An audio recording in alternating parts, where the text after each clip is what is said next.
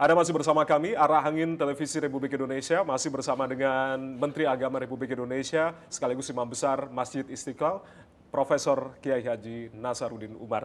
Prof, berbicara terkait dengan Ramadan kemarin, lalu di bulan suci Ramadan, begitu, ini yang paling memprihatinkan adalah bangsa yang dikenal agamis, tapi ternyata perilaku koruptifnya masih memprihatinkan. Ini yang kemudian ada istilah netizen di media sosial sampai Liga Korupsi Indonesia dengan besaran sampai kuadriliunan begitu. Artinya Prof. Nasaruddin, apa yang kemudian Anda akan sampaikan begitu di tengah sorotan terkait dengan kasus korupsi di pemerintahan Prabowo Gibran yang kemudian terbongkar satu persatu begitu. Seperti apa yang kemudian harus kita lakukan saat ini?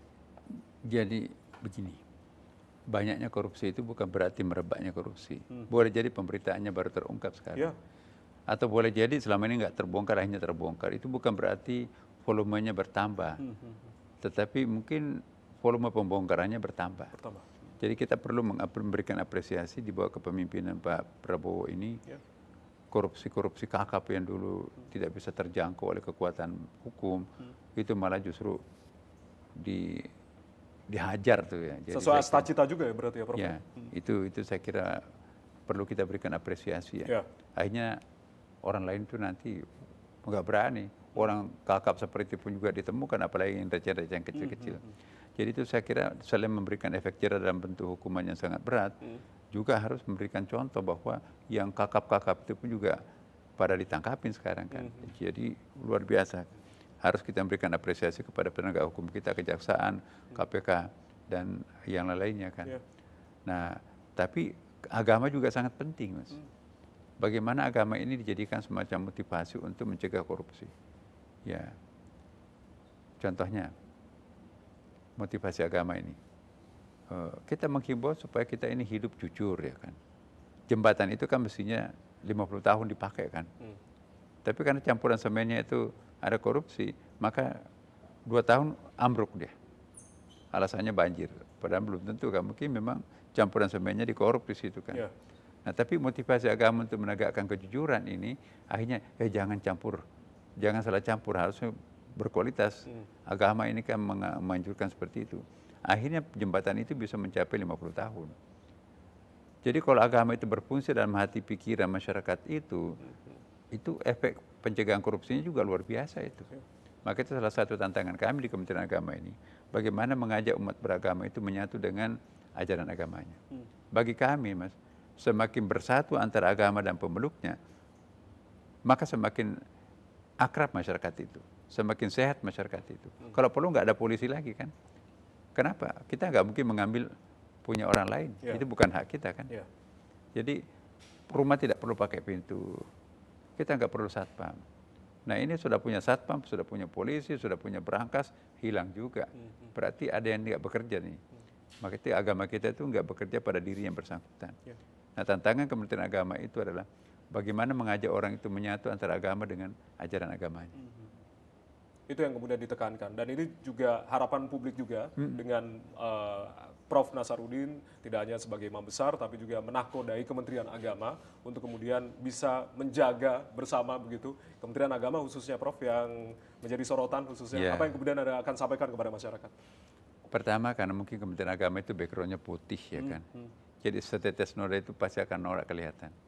Kalau kementerian lain mungkin ada biru, ada hijau, ya jadi enggak terlalu norak ya kan. Maka itu saya sendiri juga menyadari itu bahwa ekspektasi masyarakat terhadap Kementerian Agama itu pinginnya pegawai Kementerian Agama itu kayak malaikat. Pada kita manusia biasa juga kan.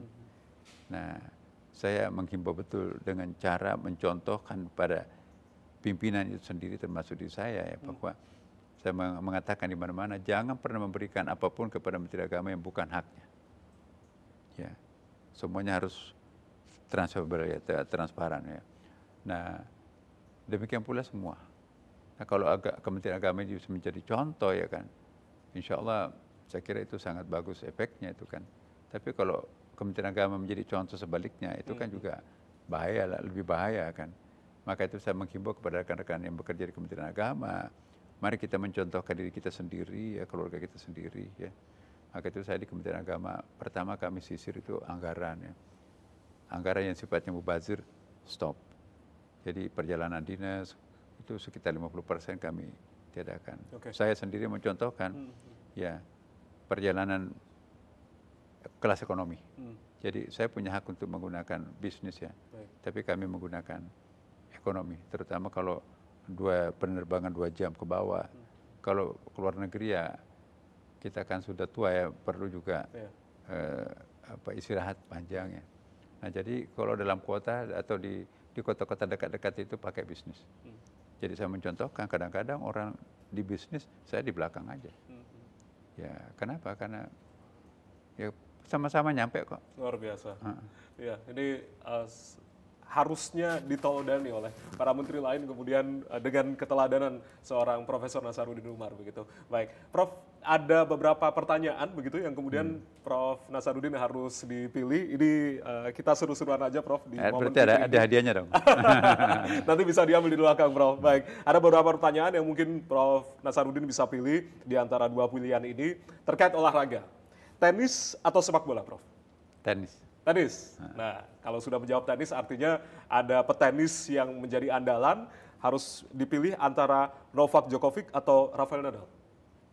Kalau saya favoritnya Djokovic. Djokovic? Iya. Apa yang menjadi pertimbangan? Dari sisi permainannya atau? Saya suka seninya ya. Suka itu seni, kan olahraga itu kan juga bukan hanya otot ya, tapi ada seni. Ya. Kayak pemain bola juga saya suka pemain bola tertentu juga yang punya ya misalnya cara memainkan bola itu kakinya kok seperti tangan gitu kan. Dulu seperti siapa namanya ini yang kalau kita dulu saya masih ingat namanya Ramang ya. Ramang itu saya pikir aduh kalau ada orang kayak malaikat nih. Saya masih sempat waktu masih kecil itu ya.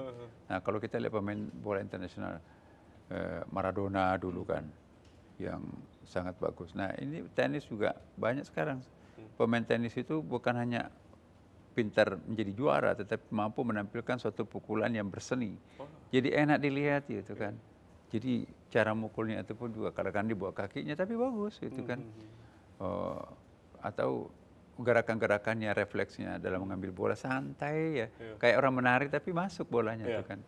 Saya sukanya yang seperti itu. Oh iya ya. Olahraga itu juga ada seni di balik itu. Ada seni di balik itu ya. Baik. Kita ke pertanyaan berikutnya yang kemudian ini di antara 2 pilihan menjadi imam besar Masjid Istiqlal atau menjadi mantri atau dokter nih. Bisa diceritakan terkait hal ini. Pilihannya apa dulu nih? Berarti Prof. Ya, saya cukuplah jadi imam besar. Tapi anak saya 3-tiganya semuanya dokter. Semua dokter. Ya. Itu berdasarkan mimpi atau cita-cita dari Prof Nasaruddin? Dulu saya mau jadi mantri. Oh, sempat bermimpi menjadi mantri? Ya, karena dulu waktu saya masih kecil di kampung, om saya itu kan mantri, tukang suntik-suntik orang kan. Saya bawa tasnya, habis suntik orang kasih uang. Pak, saya ingin jadi mantri gitu kan. Wah ternyata besar, di atasnya mantri masih ada namanya dokter kan. Aku pengen jadi dokter. Bapak saya kirim ke pondok pesantren. Nangis waktu saya itu. Loh, saya pengen jadi dokter kok dibawa ke pondok pesantren disuruh menghafal Quran. Kalau jadi dokter mungkin nggak jadi menteri ya kan. Alhamdulillah anak saya yang jadi dokter semuanya. Ya, jadi saya nggak tahu. Pokoknya kakaknya lulus dulu di Australia ya. Tapi dia pilih Indonesia karena di Australia itu ekonomi, di sini dokter. Adiknya juga lulus lagi di Australia, beasiswa ya. Mampir iseng juga, lulus juga. Yang si bungsu ini lulus ITB, kerjasama dengan program twin programnya dengan Australia. Udah bayar kita. Tapi tes lulus juga di kedokteran. Masuk juga di kedokteran lagi. Luar biasa. Nah, jadi cita-cita bapaknya dilanjutkan oleh anak. Dilanjutkan oleh anak-anaknya begitu. Prof, tapi berbicara terkait dengan keluarga begitu. Bagaimana kemudian keluarga memberikan support atau menjadi sebagai support system dari seorang menteri agama. Jadi tidak hanya, mungkin anak-anak selama ini sibuk bapaknya sebagai seorang imam besar, tapi ternyata bertambah tanggung jawabnya sebagai menteri agama. Apa yang kemudian dipesankan putra-putri ini? Ada yang menarik nih. Dulu kan saya selalu, nak jangan pulang malam-malam ya. Itu kesehatan tuh nggak bagus kalau pulang tengah malam. Giliran dia dokter semuanya ya. Saya rata-rata tengah malam pulang kan. diingatkan, Bapak dulu menasihati kami, jangan pulang larut malam, masuk angin. Bapak malah justru pulangnya tengah malam. Saya bilang, Bapak kan ngurus umat nak ya. Apalagi selama Ramadan ini kita nginapnya di masjid ya kan. Jadi alhamdulillah kita saling mengingatkan lah. Anak-anak mengingatkan kesehatan bapaknya. Kita pun juga mengingatkan moralitas anaknya. Karena anak saya itu kan dari pesantren semuanya ya. Tapi masuk kedokteran. Jadi kami dulu di Amerika ya TK SD-nya di Amerika. Nah pulang masuk ke pondok pesantren. Tapi ya pingin kembali ke Amerika. Ya monggo tapi harus syaratnya harus pondok pesantren dulu kan. Bahkan dulu nggak mau pulang. Aku tinggal di rumahnya Tante Meli aja. Jangan masa membesarkan anak sendiri di luar negeri. Udah kamu harus masuk pondok pesantren dulu. Jadi akhirnya santri jadi dokter. Jadi dokter sekarang ya. Baik, itu berkat didikan dari Profesor Nasaruddin Umar. Ada pertanyaan lagi, Prof? 2 pertanyaan lagi. Memainkan gitar atau piano? Pilih salah satu, Prof. Saya dua-duanya. Dua-duanya? Jadi memang suka dua-duanya ya? Dulu waktu di pesantren suka main band gitu lah. Oh, anak band. Ya pengiring-pengiring lah di madrasah dulu ya. Tapi ada spesial dari genre musik yang tentunya disukai oleh Prof. Nasaruddin kira-kira? Prof? Saya dulu suka gambus serulingnya, kan main gambus ya. Gitar, piano. Tidak terlalu ahli tapi suka mainkan untuk diri sendiri lah. Luar biasa, sisi musikalitas dari seorang Menteri Agama. Terakhir, makanan khas Coto Makassar atau mie titi, Prof? Ya, saya membatasi diri makan Coto Makassar sekarang. Oke. Karena udah terlalu banyak makan di waktu muda kan. Jadi memang suka Coto Makassar dibanding mie titinya atau? Mie titi enggak, saya kurang bersahabat. Waktu saya masih kecil belum ada mie titi sih. Oh, oke, baik. Yang ada konro. Konro, itu dia. Tapi kalau makanan favorit soto Makassar atau? Sekarang kembali ke ikan. Kembali ke ikan. Iya. Saya sudah 2 tahun terakhir ini tidak makan daging. Karena saya baca dalam buku-buku tasawuf dan dalam buku-buku sofistik ya, spiritual. Kenapa, Prof? Gak tahu, tiba-tiba saya ketemu beberapa buku ya. Semakin banyak makan daging, semakin banyak nilai-nilai binatang dalam tubuh kita ya. Jadi coba kita lihat ya, pada umumnya para sufi, ahli meditasi itu vegetarian ya. Saya belum vegetarian tetapi mencoba untuk mengurangi daging karena memang kolesterolnya agak sedikit lebih ya. Udahlah, hitung-hitung sekaligus menurunkan kolesterol dengan cara hanya mengkonsumsi ikan. Saya merasa sakit, saya enggak lagi kolesterolnya sekarang ya. Dan alhamdulillah juga saya bersyukur berat badan sudah 30 tahun nggak pernah bertambah ringan, bertambah berat. Awet ya, Prof. Jadi darahnya 120/80 ya. Berat badan tidak pernah ya bertambah berkurang juga enggak. Jadi 169 per ya itu per itu juga. 68. Baik. Jadi enak karena kalau kegendutan kita nanti kan susah main olahraga kan, maintain. Jadi saya masih main tenis, kemudian juga senam, berenang. Saya keringat dulu sebelum mandi. Wah, luar biasa. Ini yang kemudian harus contoh semangatnya dari Pak Menteri untuk kemudian ditunggu gebrakan-gebrakan barunya. Tidak hanya ongkos haji yang kemarin sudah Pak Menteri turunkan, begitu. Sangat luar biasa ekspektasi dari masyarakat dengan gebrakan Pak Menteri, dengan sehingga pada akhirnya dinobatkan sebagai Menteri dengan kinerja terbaik ini, Prof. Yang kemudian ditunggu juga gebrakan-gebrakan lain di Kementerian Terima Agama. kasih. Mohon doanya karena begini. Semakin tinggi pohon itu kan semakin kencang angin menerpa. Mudah-mudahan Allah berikan kekuatan untuk bisa bertahan. Amin. Dan kita jalanin aja nasib ini seperti apa jadinya. Kita berusaha untuk menjadi orang yang baik ya, tetapi kalau ada fitnah macam-macam, ya itu tanggung jawabnya di akhirat. Yang penting kita jalani hidup ini dengan sejujurnya. Ya, kita maafkan kalau ada yang mengkritik kita.